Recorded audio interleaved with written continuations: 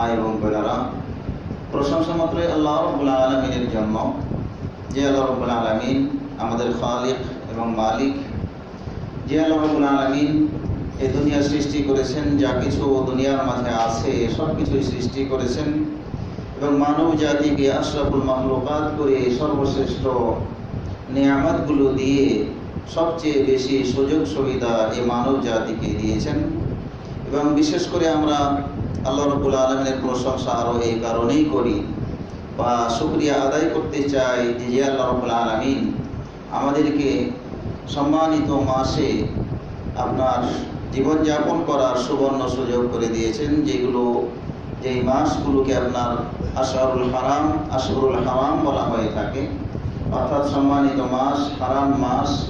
তো সেই মাসে বা সেই সময়ে আমরা কালাতিপাত করতেছি, আমরা সময় কাটাচ্ছি।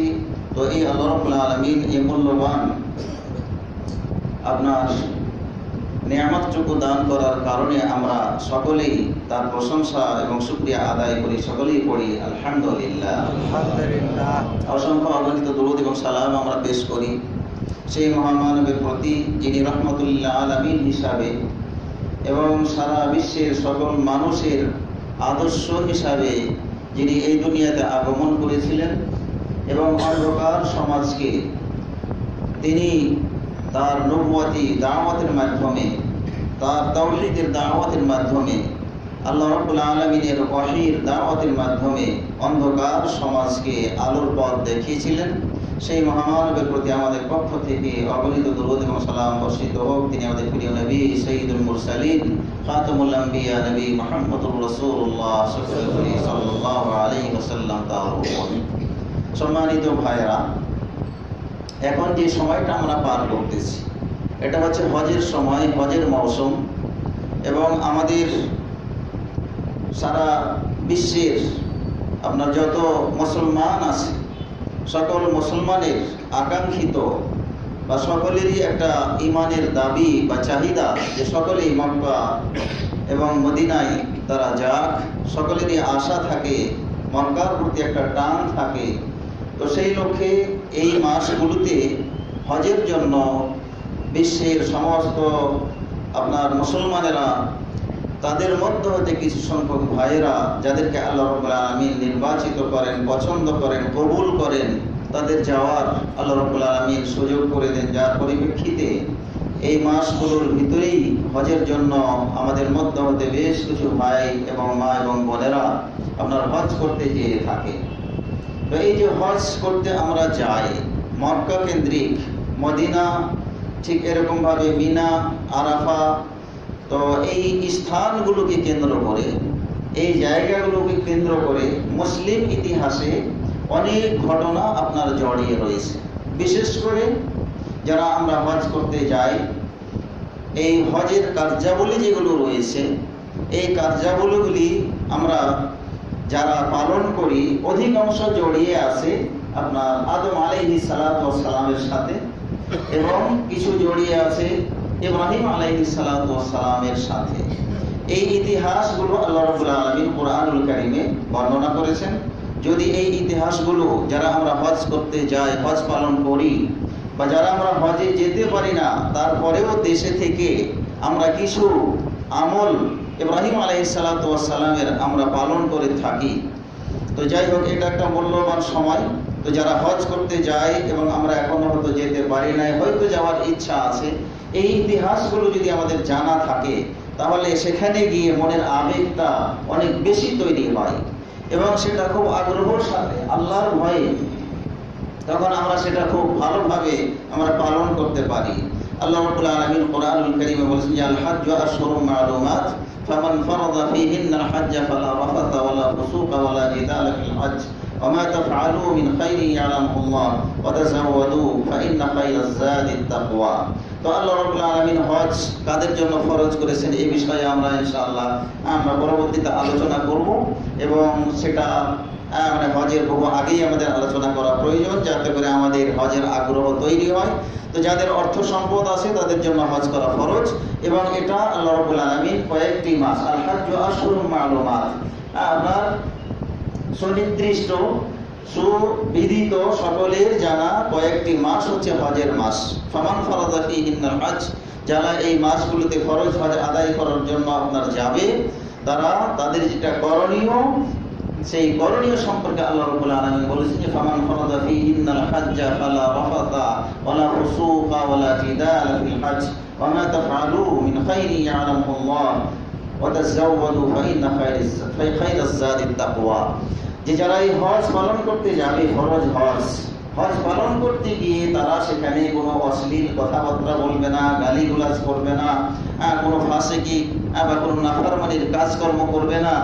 এরপরে যারা ভালো কাজ করবে সে সম্পর্কে আল্লাহ রাব্বুল আলামিন খুব ভালো অবগত আছেন। আর হজ করতে গেলে আমাদের অর্থনৈতিক সংকটে যেন পড়তে না হয়, পাথিও আমাদেরকে নিয়ে যেতে হবে, মানুষের কাছে দ্বারস্থ হতে যেন না হয়। তো এখান থেকে এই আয়াতটি থেকে যেটা আমাদের শিক্ষণীয় বিষয় হচ্ছে যে হজ যারা আমরা করতে যাই, মক্কা, তারপরে মিনা ময়দান, তারপরে আপনার আরাফার ময়দান, এই জায়গাগুলোতে আপনার ঝগড়া ফাসাদ, তারপরে সাফা মারওয়া সাই, এই জায়গাগুলোতে গেলে আপনার ঝগড়া হবে, গন্ডগোল হবে, অশ্লীল কথাবার্তা বের হবে, এটাই হচ্ছে বাস্তবতা। কিন্তু দেখা যায় যে যারা আমরা হজ করেছি, আলহামদুলিল্লাহ, যারা আমরাই গেছি, হজ করেছি, সেখানে গিয়ে মারামারি হয় না, কাটাকাটি হয় না, গালিগুলাজ হয় না, বকাবাজি হয় না, অথচ একজন আরেকজনের সাথে ধাক্কা লাগতেছে, আপনার পায়ের নখ আপনার পিছন দিক থেকে লেগে আপনার কেটে গিয়ে রক্ত ঝরতেছে। মিনার মাঠে আপনার পাথর মারতে গিয়ে আপনার দেখা যাচ্ছে পিছন থেকে পাথর মারার কারণে সামনের ভাইয়ের আপনার কি মাথায় লেগে আপনার রক্ত ঝরতেছে। কোনো গন্ডগোল নাই, কোনো গালিগুলাজ নাই। কেন? এর কারণ আছে, এর কারণ আছে। এবং যারা গালিগুলাজ করবে না, কোনো নাফরমানি কাজ করবে না, কোনো অন্যায় কথাবার্তা যারা বলবে না, এদের হজের ব্যাপারে আবার নবী মুহাম্মদুর রাসূলুল্লাহ সাল্লাল্লাহু আলাইহি ওয়াসাল্লাম গ্যারান্টি দিয়েছেন যে মান হাজ্জা, যে ব্যক্তি হজ করতে গেল এবং হজ আদায় করলো, ফালাম ইয়ারফুস, এবং হজে গিয়ে শত বাধা আসা সত্ত্বেও, শত ধরনের কষ্ট আসা সত্ত্বেও তারা অশ্লীল কথাবার্তা যারা বলে নাই, ফালাম ইয়ারফুস ওয়ালাম ইয়াফসুক, কোন নাফরমানির কাজকর্ম করে নাই, গালিগালাজ করে নাই, অশ্লীল বেহায়াপনা কথাবার্তা যারা বলে নাই, আল্লাহ রাসূল সাল্লাল্লাহু আলাইহি সাল্লাম দৃষ্টান্ত দিয়েছেন যে কারাজা ইয়াউমিন ওয়ালাদাতহু উম্মুহু, সে ব্যক্তি এমন ভাবে হজ করে প্রত্যাবর্তন করলো যেন কোনো শিশু মাতৃগর্ভ থেকে ভূমিষ্ঠ হওয়ার পরে যেরকম তার জীবনে কোনো পাপ থাকে না, ওরকম সদ্য ভূমিষ্ঠ শিশুর মতো হয়ে নিষ্পাপ হয়ে সে ব্যক্তি যেন আপনার কি ঘরে প্রত্যাবর্তন করলো। তাহলে হজের হচ্ছে এই সোয়াব। তো এই যে হজ কেন্দ্রিক যে ঘটনাগুলো, এই যে আমরা গালিগুলাজ দেই না, অশ্লীল কথাবার্তা সেখানে গিয়ে বলি না, এটার কারণ কি? এটার কারণ যদি আমরা উদ্ঘাটন করি, এটা যদি আমরা ইতিহাস ঘেটে দেখি, তাহলে সম্পূর্ণভাবে এটা দোয়ার বরকত হচ্ছে ইব্রাহিম আলাইহিস সালামের দোয়ার বরকত। কেন? সেখানে মারামারি নাই, হানাহানি নাই, কাটাকাটি নাই, ডাকাতি নাই, চুরি নাই, আপনার কি আপনার স্যান্ডেল জুতা হারিয়ে যাওয়ার ভয় নাই, আপনার নিরাপত্তা আর নিরাপত্তা, মা বোনদের ইজ্জত আপনার কি লণ্ঠন হওয়ার কোনো ভয় নাই, নারী পুরুষ নির্বিশেষে সকলে আপনার কি দোয়া করতেছে, সাফা মারওয়া সাই করতেছে, আপনার কোনো প্রকার আপনার টাচ পর্যন্ত কি হওয়ার কোনো সম্ভাবনা বা তাদের মহিলাদের দিকে কোনো কুদৃষ্টি যাওয়া, এটারও সম্ভাবনা কি আপনার সেখানে তৈরি হয় না। কেন? সেটা হচ্ছে আমাদের ইব্রাহিম আলাইহিস সালামের মুখের যে দোয়া, এই দোয়ার কারণেই এই জিনিসগুলো এমন নিরাপত্তা আল্লাহ রাব্বুল আলামিন মক্কাতে দিয়েছেন, হুদুদে হারামের ভিতরে আল্লাহ রাব্বুল আলামিন আপনার নিরাপত্তা দিয়েছেন, যেই নিরাপত্তা বিশ্বের কোথাও কি আপনার নাই, কোথাও নাই সেই নিরাপত্তা, যে নিরাপত্তা মক্কা নগরীতে আল্লাহ রাব্বুল আলামিন দিয়েছেন। তো সেটার কারণটা কি? সেটার কারণ আল্লাহ রাব্বুল আলামিন উল্লেখ করেছেন যে ওয়াইতিবতালা ইব্রাহিম রাব্বুহু বিকালিমাতিন ফাতাম্মাহুন, ইব্রাহিম আলাইহিস সালাতু ওয়াস সালামকে বহু বিষয়ে আল্লাহ রাব্বুল আলামিন পরীক্ষা করেছেন, যাচাই বাছাই করে খাঁটি বন্ধু হিসাবে আমাদের নবী ইব্রাহিমকে তিনি কি করেছেন? আপনার খলিলুল্লাহ বানিয়েছেন, অন্তরঙ্গ বন্ধু বানিয়েছেন। অন্তরঙ্গ বন্ধু হতে হলে বহু পরীক্ষা দিতে হয় এবং বহু আপনার কি পরীক্ষা নিরীক্ষা নিয়ে কি অন্তরঙ্গ বন্ধ পাওয়া যায়। বন্ধ স্বাভাবিক বন্ধ, আর একটা হলো অস্বাভাবিক বন্ধ। তো অস্বাভাবিক বন্ধ, ঘনিষ্ঠ বন্ধ, খাঁটি বন্ধ হতে হলে আপনার জীবনে আমার জীবনে বড় পরীক্ষা দিতে হয়। তো আল্লাহ রাব্বুল আলামিন আমাদের যে জাতির পিতা ইব্রাহিম আলাইহিস সালাতু ওয়াস সালাম, তাকে যে বন্ধু বা খলিলুল্লাহ বানিয়েছেন, তাকে বহু পরীক্ষা দিতে হয়েছে, বহু পরীক্ষা, বহু বিষয়ে পরীক্ষা দিতে হয়েছে। মুফাসসিরিনে কেরাম কেউ বলেছেন 10টি, কেউ বলেছেন 30, কেউ বলেছেন 30-এর অধিক ইব্রাহিম আলাইহিস সালাতু ওয়াস সালামকে কি করতে হয়েছে, পরীক্ষা দিতে হয়েছে। তো উল্লেখযোগ্য যে পরীক্ষাগুলো আল্লাহ রাব্বুল আলামিন করেছিলেন, তার সমস্ত ঘটনা, এই উল্লেখযোগ্য পরীক্ষার ঘটনাগুলো আল্লাহ রাব্বুল আলামিন কোরআনুল কারীমে বলেছেন ফাআতাম্মাহুন, যতগুলো পরীক্ষা করেছেন ফাআতাম্মাহুন, সর্ব বিষয়ে তিনি পরীক্ষা দিয়ে পাস করেছেন। এটা কোনো একাডেমিক পরীক্ষা অর্থাৎ কলেজ ইউনিভার্সিটির পরীক্ষা নয়, এটা হচ্ছে বাস্তবে তার প্র্যাকটিক্যাল জীবনে আপনার কি পরীক্ষা দিতে হয়েছে, পরীক্ষার সম্মুখীন হয়েছে, একটার পর একটা এত বড় বড় পরীক্ষা উনি দিয়েছেন, দিয়ে আল্লাহ রাব্বুল আলামিনের মন জয় করেছেন, যেটা আমাদের কাউরি দ্বারা কি সম্ভব নয়। এত বড় বড় পরীক্ষা দিয়েছেন। ইব্রাহিম আলাইহিস সালাতু ওয়াস সালাম শিশুকাল থেকে তার চিন্তা চেতনা অন্যরকম। তার বাবা, তার দাদা, তার জাতি, তার গোষ্ঠী সকলকেই দেখতেছেন, নিজের পরিবার সকলকেই দেখছেন মূর্তি পূজার সাথে জড়িত, সবাই মূর্তি পূজার সাথে জড়িত। তো তার মনে সন্দেহ হয়ে যাবে, এটা কি করে হতে পারে। তারা নিজেরা তৈরি করছে, নিজেরা বানাচ্ছে, বানিয়ে সেগুলোর কাছে তারা কি করছে, আবার চাইতেছে, সেগুলোকে আবার গিয়ে তারা ভেঙে দিচ্ছে, সেগুলোকে তারা দোয়া করতেছে। যারা নিজেই বানায়, নিজেই তৈরি করে, নিজেই সবকিছু তাদেরকে স্থাপন করে রাখে, আর তাদের পূজা তাদের কাছে মানে চাওয়া, এটা কি করে হতে পারে। ইব্রাহিম আলাইহিস সালাতু ওয়াস সালাম বড় চিন্তা গবেষণা করতে করতে তিনি আবিষ্কার করলেন যে আল্লাহকে, আল্লাহ আবিষ্কার করার জন্য, আল্লাহকে আবিষ্কার করার জন্য তিনি বসে বসে চিন্তা করতেছেন যে যে রাত এবং দিন এগুলো আসতেছে, আকাশে তারকা উঠতেছে, চাঁদ উঠতেছে, সূর্য উঠতেছে, এগুলোর মধ্যে কে আমার একক মানে আল্লাহ রাব্বুল আলামিন তিনি মালিক হতে পারেন, এই পৃথিবী পরিচালনাকারী হতে পারেন, এর পরিচালক কে, সারা বিশ্বকে কে পরিচালনা করতেছেন। এগুলো তিনি চিন্তা ভাবনা করতে করতে যে কথা আল্লাহ রাব্বুল আলামিন সূরা আনআমে আপনাকে বিস্তারিত আলোচনা করেছেন, যে ওয়াইদ ক্বালা ইব্রাহিম লিআবিহি আযর আতাত্তাখিযু আসনামান আলিহা, তার পিতা আযরকে বলতেছে, হে আমার পিতা আযর, তুমি আতাত্তাখিযু আসনামান আলিহা, তোমরা এই যে মূর্তিগুলোকে বানিয়ে সেগুলো কি তোমরা মাবুদ মনে করতেছো, সেগুলো কি তোমরা ইবাদত বন্দেগী করতেছো, এটা কি করে হতে পারে। এভাবে তিনি তার পিতার সাথে প্রথম কি আপনার শুরু হলো টক্কর, তার পিতার সাথে সংঘর্ষ শুরু হলো। তারপরে বাক বিতণ্ডতা কি আপনার শুরু হলো তার পিতার সাথে। إذ قال إبراهيم لأبيه آزر أتتخذ أصناما آلهة إني أراك وقومك في ضلال مبين, আমি নিশ্চিতভাবে আমি তোমাকে এবং তোমার জাতিকে পথভ্রষ্টের মধ্যে আমি দেখতে পাচ্ছি, এতে কোনো সন্দেহ নাই। তোমরা কি গুমরাহ হয়ে গেছো, পথভ্রষ্ট হয়ে গেছো, যে নিজেরাই বানাচ্ছ, আবার বানিয়ে সেগুলোকে মাবুদ মনে করে সেগুলো ইবাদত বন্দেগী করছো, এটা কি করে হতে পারে। এভাবে তিনি যখন দেখলেন ফালাম্মা জান্না আলাইহিল লাইলু রাআ কাওকাবান ক্বালা হাযা রাব্বি, রাতের বেলা যখন দিন চলে গেল, রাতের বেলা আপনার আকাশে তাকিয়ে দেখলেন যে অনেক তারকা আপনার কি প্রকাশিত হয়েছে, তারকা উঠেছে। এই তারকাকে দেখে তিনি বললেন যে হাযা রাব্বি, এটাই মনে হয় আমার রব।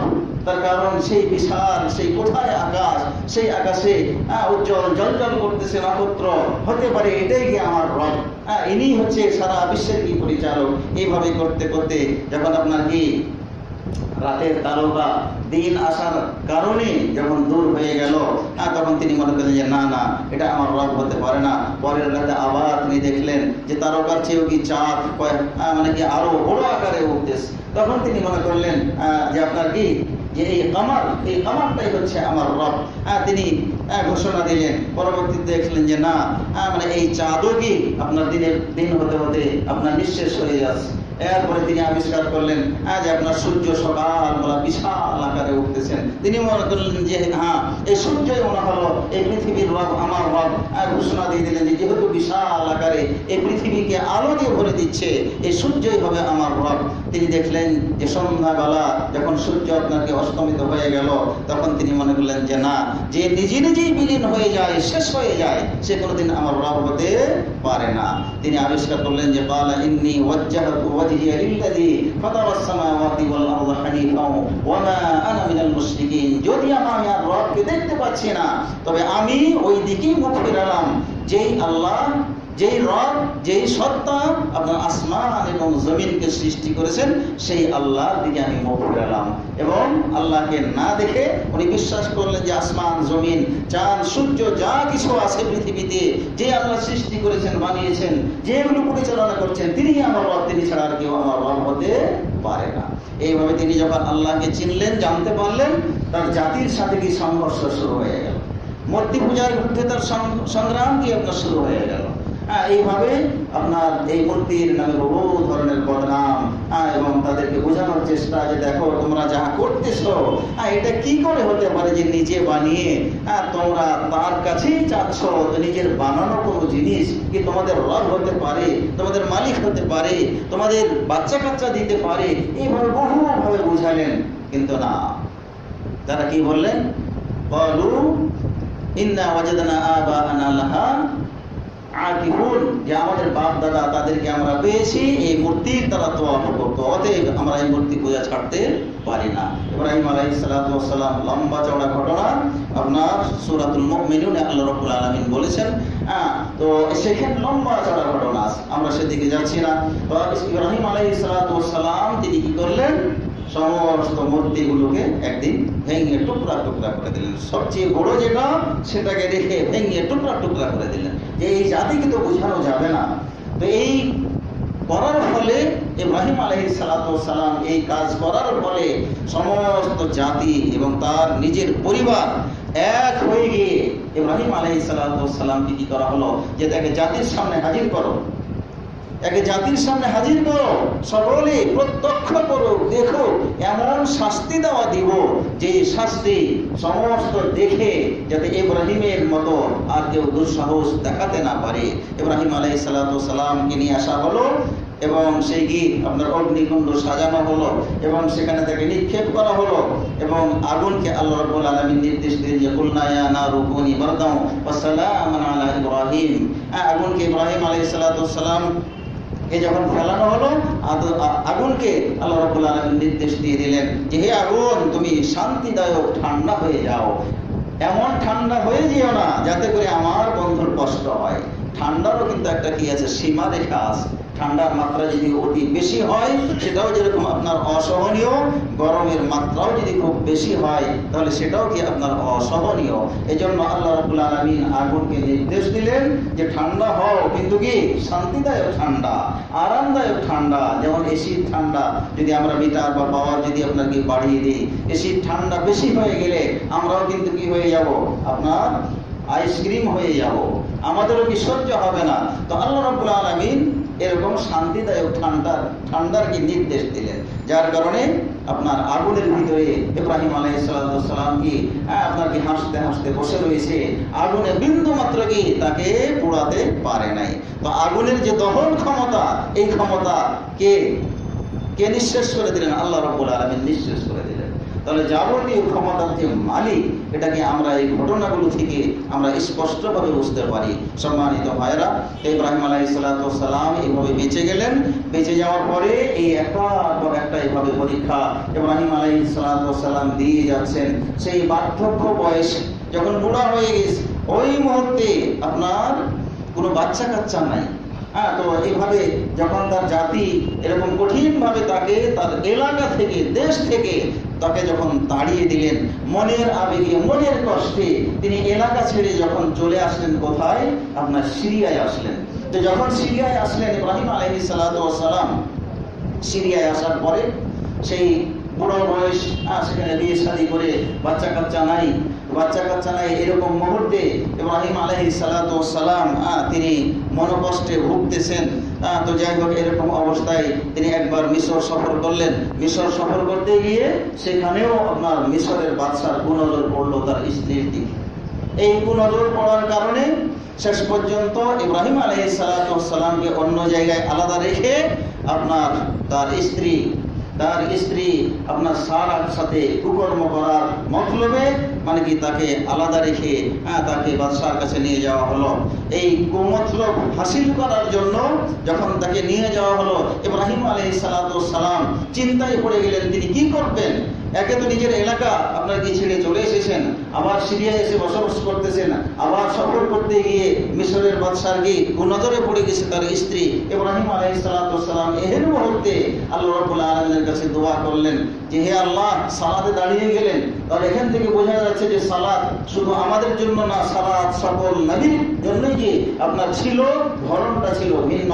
ইব্রাহিম আলাইহিস সালাম সালাতে দাঁড়িয়ে গিয়ে আল্লাহ রাব্বুল আলামিনের কাছে আপনার প্রার্থনা করলেন যে হে আল্লাহ, তুমি রক্ষা করতে পারো এই ফিরআউন, এই জালিমের হাত থেকে আমার স্ত্রীকে রক্ষা করতে পারো, এছাড়া রক্ষা করার মতো ক্ষমতা আমার নাই। তুমি তাকে রক্ষা করো, হেফাজত করো, আমার স্ত্রীর যাতে লজ্জা মানে কোনো প্রকার যাতে তার সংগ্রামের হানি যেরকম না হয়, এই জন্য ইব্রাহিম আলাইহিস সালাম দোয়া করলেন আল্লাহর কাছে, কাঁদতেছেন।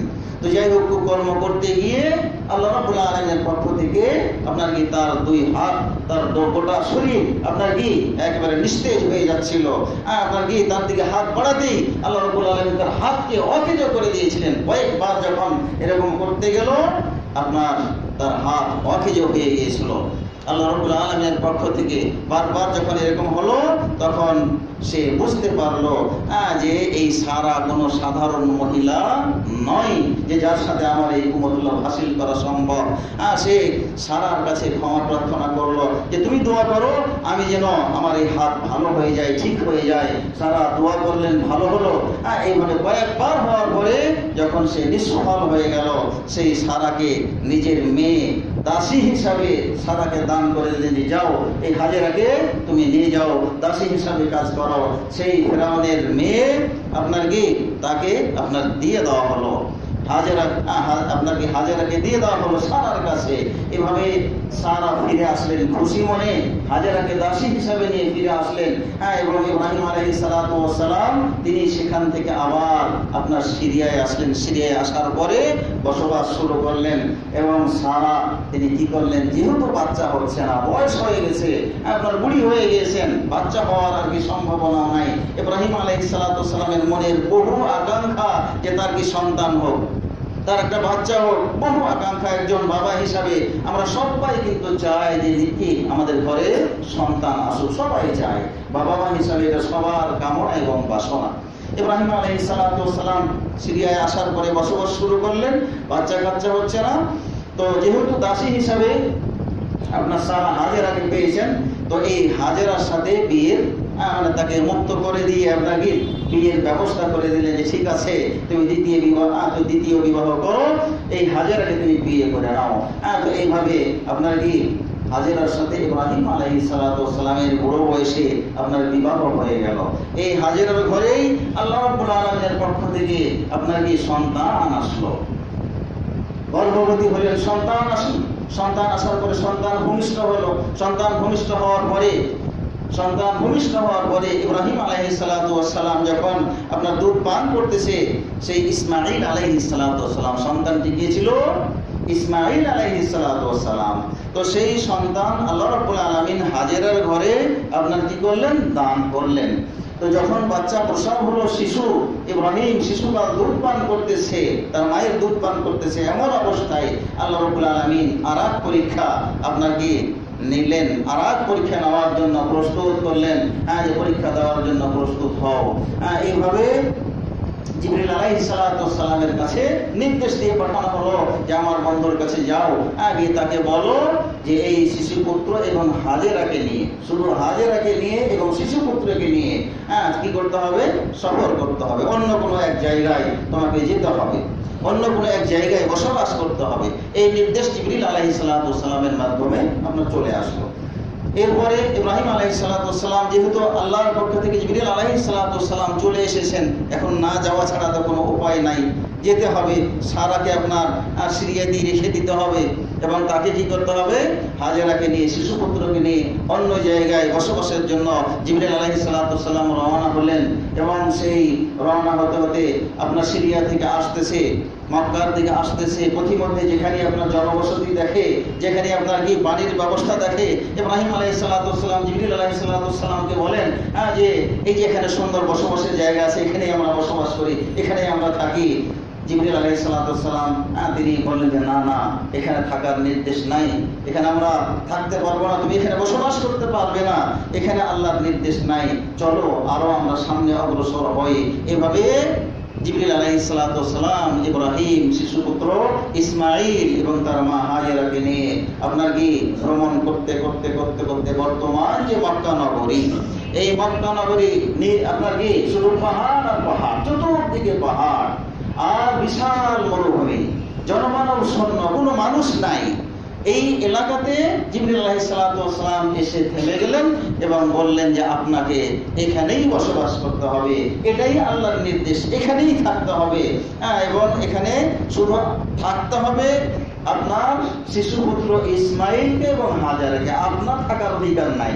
নির্দেশ হলো তাদেরকে এখানে রেখে ছেড়ে আপনাকে সিরিয়ায় ফিরে যেতে হবে। আরো বিপদ, মহাবিপদ। যদি আপনার কি সাথে ইব্রাহিম আলাইহিস সালাম থাকতো তাহলে একটা কি অন্য কথা, কিন্তু জিবরিল আলাইহিস সালাম বললেন যে না, আপনার থাকার অধিকার এখানে নাই, আপনার নির্দেশ এখানে থাকার জন্য কি আল্লাহ তাআলা দেন নাই, অতএব আপনি এদেরকে রেখে আপনাকে ছেড়ে কোথায়, সিরিয়ায় ফিরে যেতে হবে। মহাবিপদ। যে স্ত্রী প্রাণের সবচেয়ে ভালোবাসার পাত্র, সবচেয়ে ভালোবাসার মানুষ, তাকে এবং সদ্য বাচ্চা আপনার কি যে পেয়েছে, বহুকাল পরে যদি কাউরি বাচ্চা হয় তাহলে ওই বাচ্চার প্রতি মহব্বতটা কেমন থাকতে পারে, ভালোবাসাটা কেমন থাকতে পারে, আমরা কি চিন্তা করে দেখেছি? আমরা তো ভাবি না। একটু যদি চিন্তা করে দেখি যে এই প্রাণপ্রিয় শিশু পুত্রকে রেখে, তারপরে আপনার কি সবচেয়ে কাছের মানুষ, ভালোবাসার মানুষ, তাকে রেখে আপনার একেবারে অসহায়, নারীও অসহায়, শিশু অসহায়, এরকম অসহায় দুটি মানুষকে, দুটি প্রাণকে রেখে কি করে যায়? যেহেতু আল্লাহর নির্দেশ মানতে বাধ্য, ইব্রাহিম আলাইহিস সালাম তিনি কি করলেন, তাদেরকে আপনার এখানে রেখে আপনার কি রেখে চলে যাচ্ছে। যখন চলে যাচ্ছে ওই মুহূর্তে আপনার এই হাজেরা আলাইহিস সালাম এবং ইসমাইল শিশু, এরা দুইজন রেখে যখন চলে যাচ্ছে তখন জিজ্ঞেস করছেন যে হে আমার প্রাণের স্বামী, তুমি যে আমাদেরকে এখানে রেখে যাচ্ছ, তো এটা কি আল্লাহর পক্ষ থেকে নির্দেশ? ইব্রাহিম আলাইহিস সালাম বললেন যে হ্যাঁ, এটা আল্লাহর নির্দেশেই আমি এটা করতেছি। যখন এই কথা শুনলেন হাজেরা উনি জবাব দিলেন যে যদি এটা আল্লাহর পক্ষ থেকে হয়ে থাকে তাহলে আমাদের নিরাপত্তার দায়িত্ব, আমার সন্তান নিরাপত্তার দায়িত্ব আল্লাহ অবশ্যই করবেন। তো এইভাবে রেখে যখন চলে যাচ্ছেন, আর আল্লাহ রাব্বুল আলামিন মক্কা নগরীকে যেহেতু সারা বিশ্বের কাছে কি আপনার প্রাণ কেন্দ্র হিসাবে তুলে ধরবেন, এটা আল্লাহ রাব্বুল আলামিনের পক্ষ থেকে কি ব্যবস্থা। যেহেতু মক্কা নগরী বিলীন হয়ে গেছিল, কোনো আপনার কি চিহ্ন মাত্র ছিল না যে মক্কা নগরী কোথায়, আমাদের কাবা ঘরটি কোথায়। আপনার নূহ আলাইহিস সালামের বন্যায় একেবারে কি সারা পৃথিবীকে আল্লাহ রাব্বুল আলামিন তলিয়ে দিয়েছিল। শুধুমাত্র তারাই রক্ষা পেয়েছিল যারা নূহ আলাইহিস সালামের নৌকায় আরোহণ করেছিল, তারাই শুধু রক্ষা পেয়েছিল।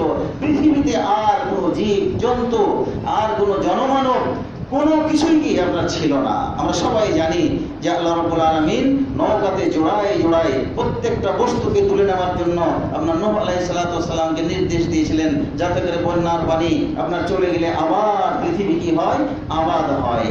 তো যার পরিপ্রেক্ষিতে যারা নৌকায় ছিল ওদের মাধ্যমে আল্লাহ রাব্বুল আলামিন আবার সারা পৃথিবীকে কি করেছেন, বন্যার পরে নতুন করে আবার কি আবাদ করেছেন, যার পরিপ্রেক্ষিতে আজকে সারা পৃথিবী থেকে আমরা বসবাস করতেছি, গাছগাছালি, ফলফলাদি সব কিছুকে আমরা দেখছি।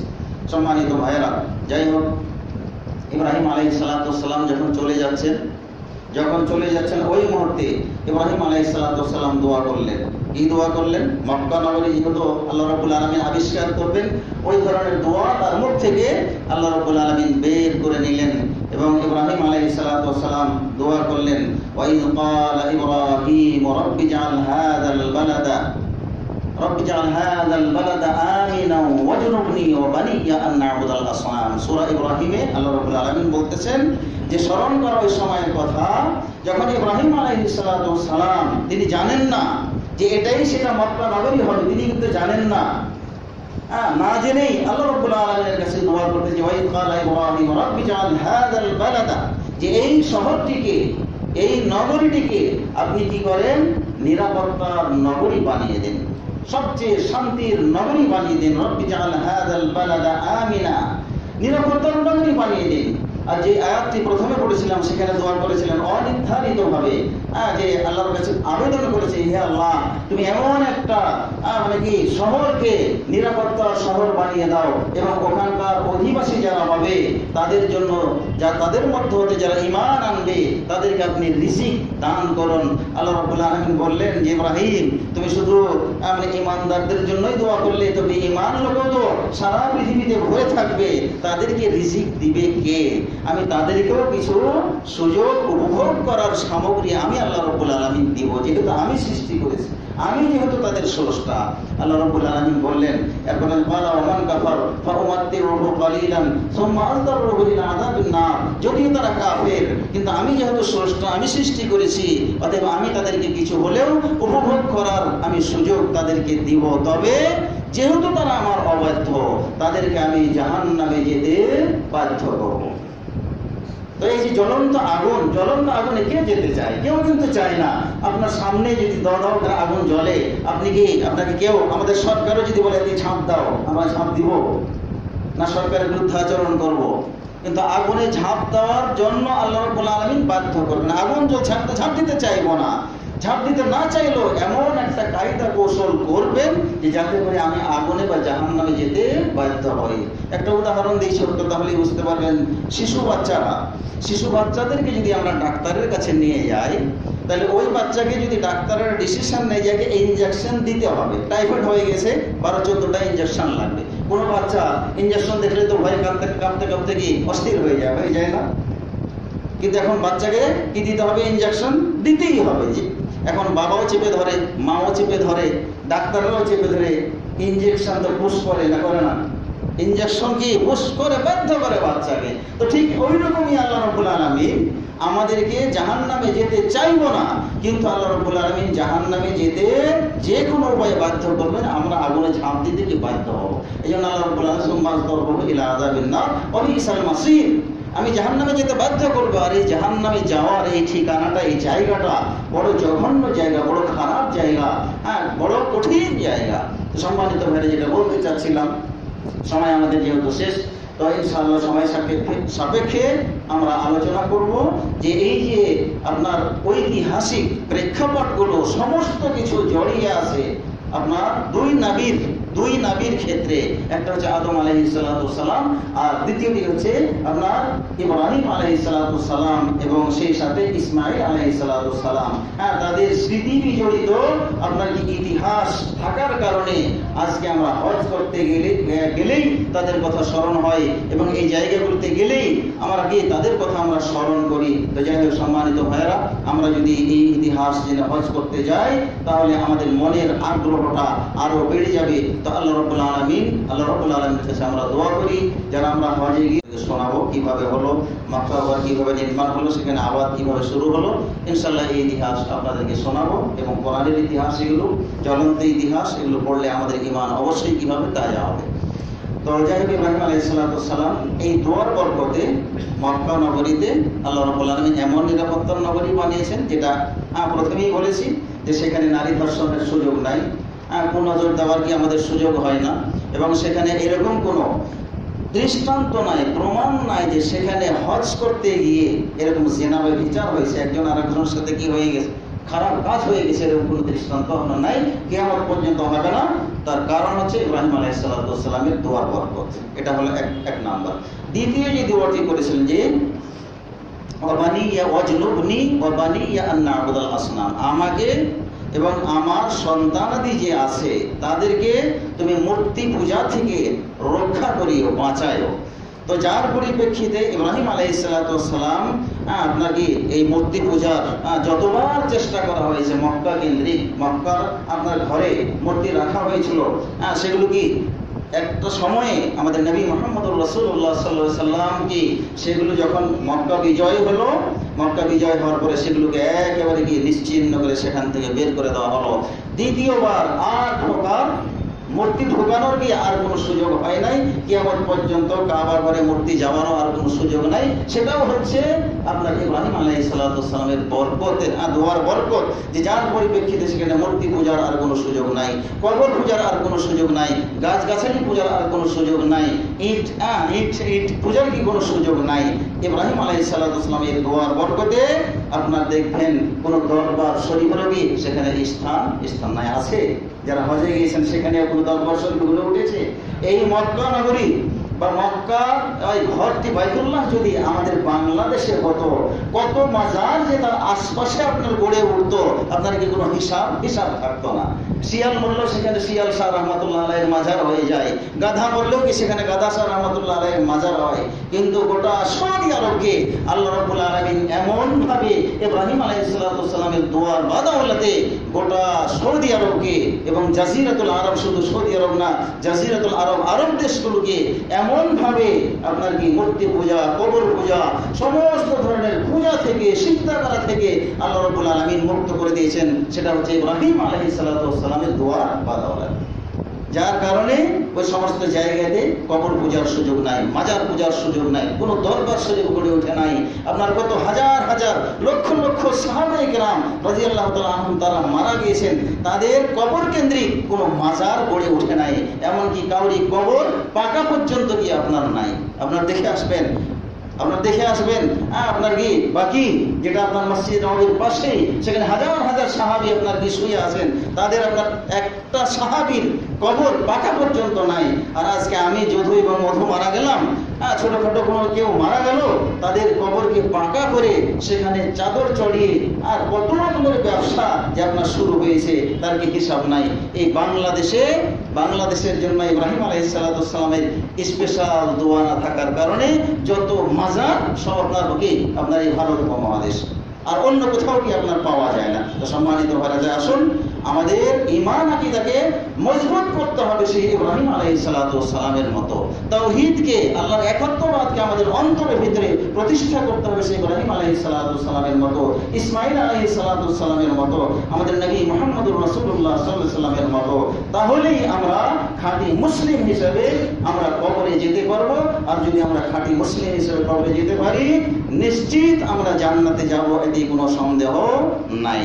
তো আমাদের কিছু সংখ্যক ভাইকে এই বাংলাদেশের বা ভারত উপমহাদেশের মাটিতেও সঠিক আকীদার, সঠিক ধর্ম বিশ্বাসের যে আল্লাহ রাব্বুল আলামিন তৌফিক দিয়েছেন, এটাও আল্লাহর পক্ষ থেকে বিরাট একটি নিয়ামত। যার পরিপ্রেক্ষিতে আমাদের কিছু সংখ্যক ভাই যারা আমরা সহি আকীদায় বলি, আহলুল হাদিস বলি, আমাদের ঈমানকে আল্লাহ রাব্বুল আলামিন হেফাজত করেছেন। আল্লাহর কাছে দোয়া করি, আল্লাহ তুমি আমাদের ঈমানকে আরো মজবুত করো, আমাদের ঈমানকে, বিশ্বাসকে তুমি আরো সুদৃঢ় করো, যার পরিপ্রেক্ষিতে আমরা ইব্রাহিম নবীর সাথে, ইসমাঈল নবীর সাথে, আমাদের নবী মুহাম্মদুর রাসূলুল্লাহ সাল্লাল্লাহু আলাইহি ওয়াসাল্লামের সাথে জান্নাতে যেন আমরা থাকতে পারি, সেই তৌফিক তুমি আমাদেরকে দান করো।